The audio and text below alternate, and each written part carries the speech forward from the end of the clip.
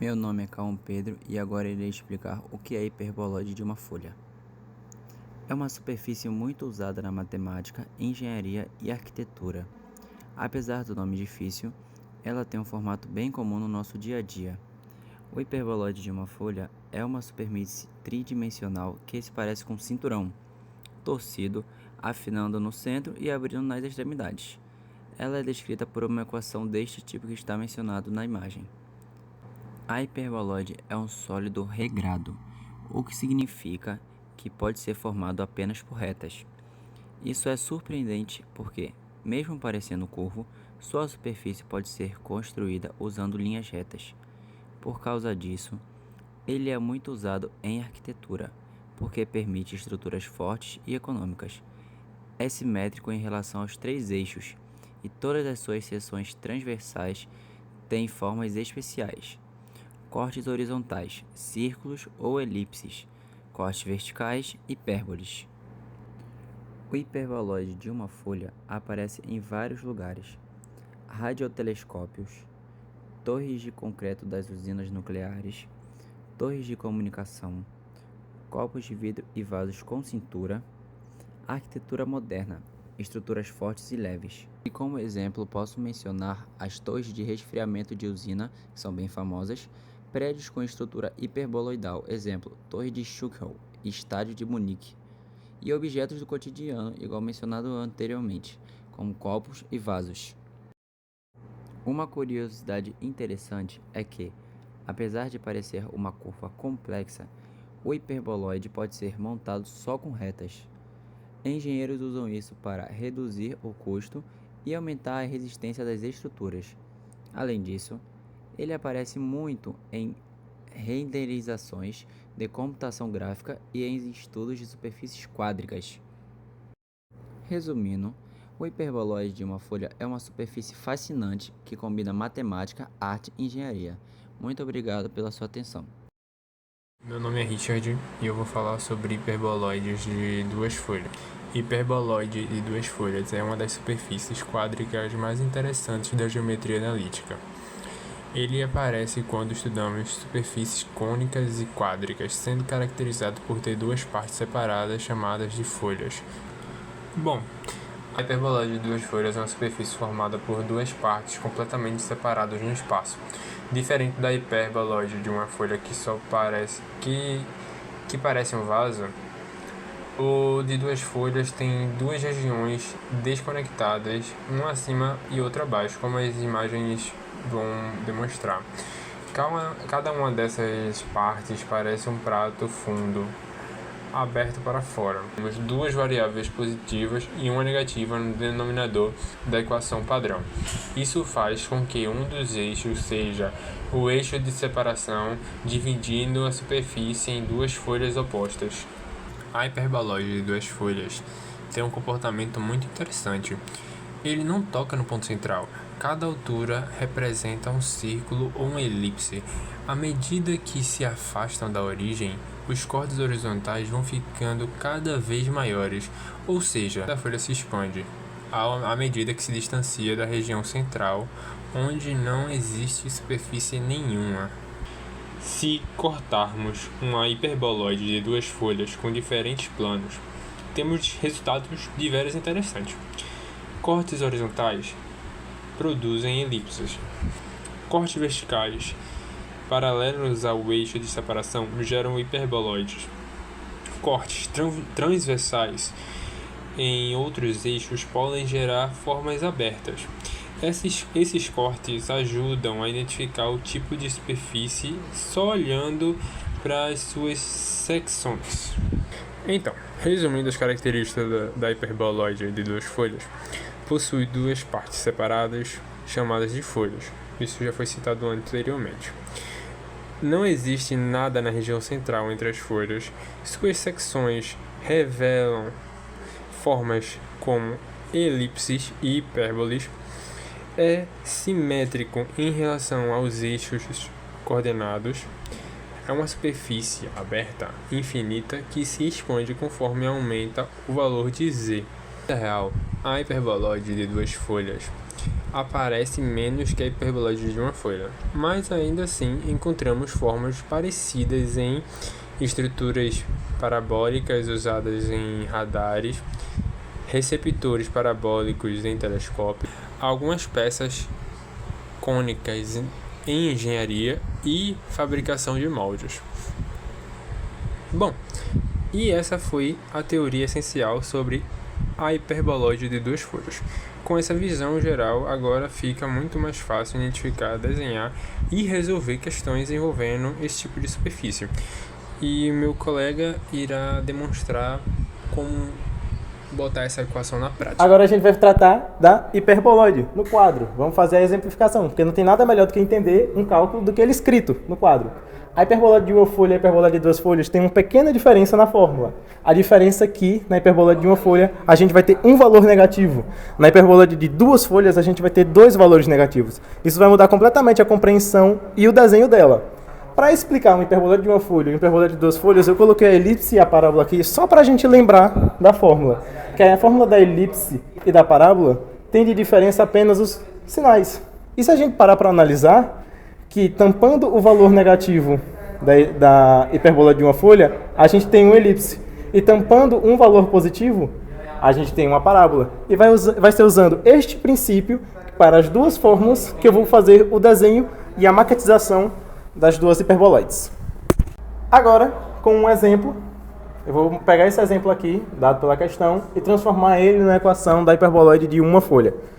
Note que eu tenho 36x² mais 16y² menos 9z ao quadrado menos 144 igual a zero.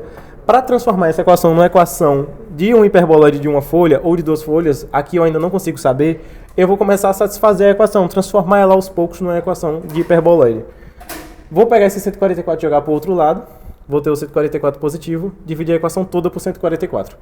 36x sobre 144, 16y² sobre 144 e vou fazer a simplificação dessas divisões. Consigo x² sobre 4 mais y² sobre 9 menos z² sobre 16 igual a 1. Aqui eu já consegui a equação da hiperboloide. Agora eu vou fazer o que eu disse que iria fazer na primeira parte do vídeo. Zerar alguns termos.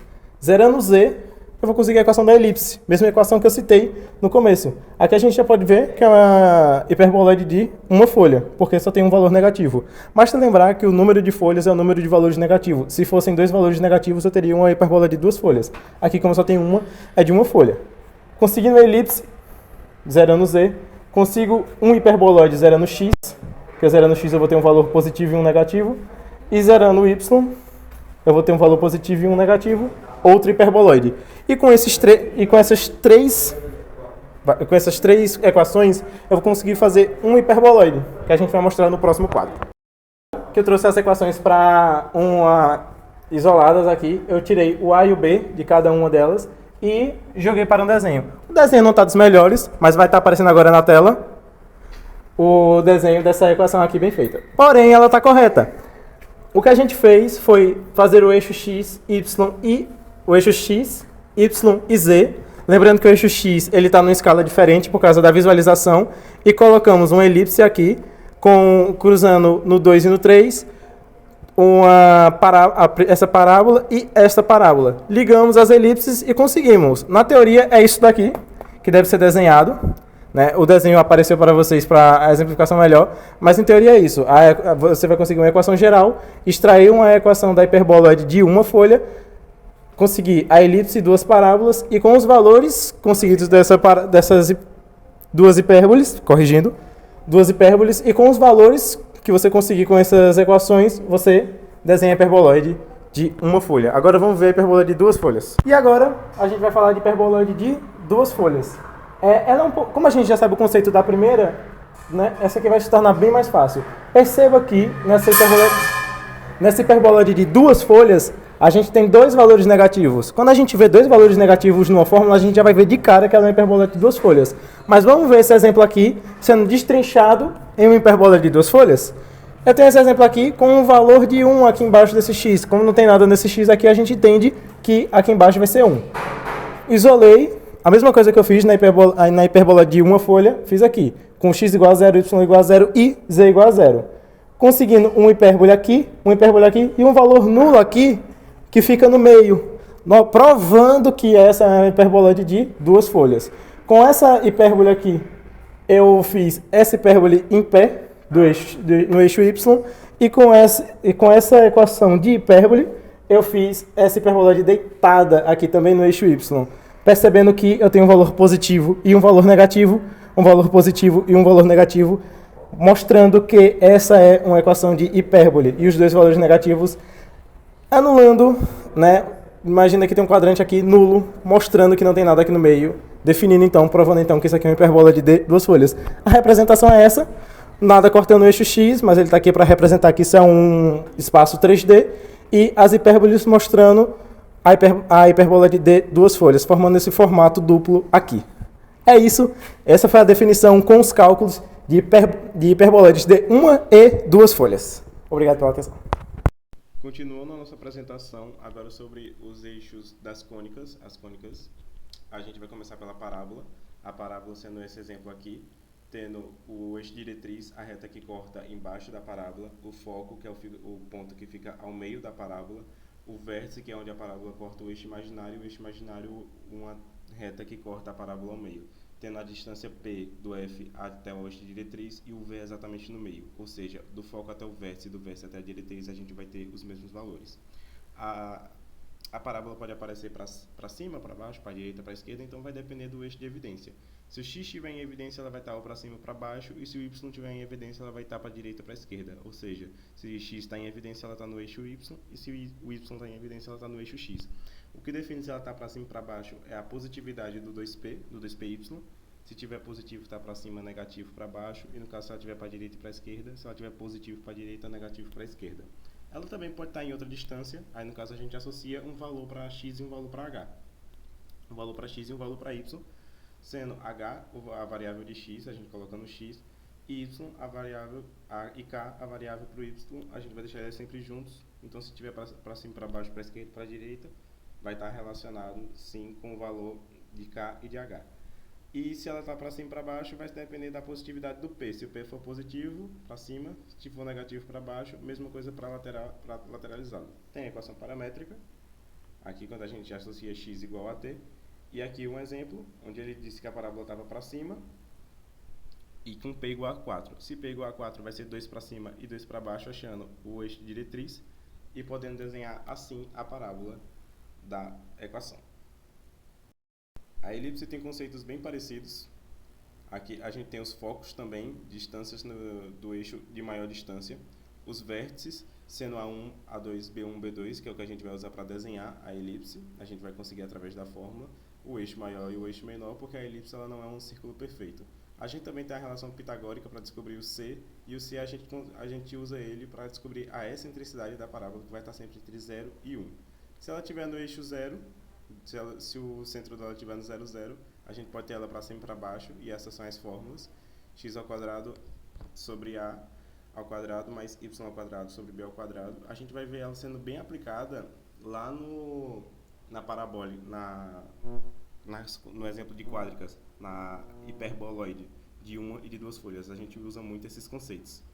Aqui a gente tem um exemplo de uma e a gente extrai o A, o B, o C através de uma relação pitagórica e consegue desenhar ela com os pontos exemplificados aqui. Ela também pode estar translabada, então onde tem x e onde tem y, a gente vai ter uma variável, que vai ser o x0 e o y0, mesma fórmula de antes, apenas com variável, e a paramétrica, que vai ser essa daqui, utilizando de seno e cosseno. Agora, falando sobre as hipérboles, que a gente também vai ver bastante em hiperboloide, essa do desenho, são duas parábolas. Os focos vão estar no meio das duas parábolas, seguindo o mesmo preceito das parábolas.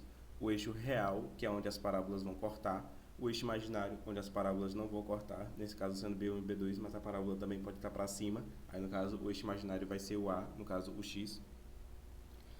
A distância focal a gente descobre através do C, que é a distância entre os dois focos. O C a gente descobre da mesma forma da elipse, através da relação pitagórica. Se ela estiver no eixo 0, 0, a gente vai ter a fórmula para descobrir assim, igual a da elipse, mudando apenas o sinal, que agora vai ser negativo, na elipse é positivo. E ela também pode estar translabada, ou seja, não está no 0, 0, e a gente vai associar uma variável a x e ao y. Aqui um exemplo, ele deu x ao quadrado sobre 9 e y sobre y ao quadrado sobre 4. A gente tira o a ao quadrado, o b ao quadrado, que no caso foi 3 e 2. O c, por relação pitagórica, para descobrir a distância focal, que foi raiz de 3. Então a gente coloca os focos aqui, o eixo imaginário, o eixo real e consegue desenhar. Existe também a equação paramétrica dela, podendo ser seno de θ x sobre a e tangente de θ x sobre y sobre b, sendo essa a equação paramétrica da parábola.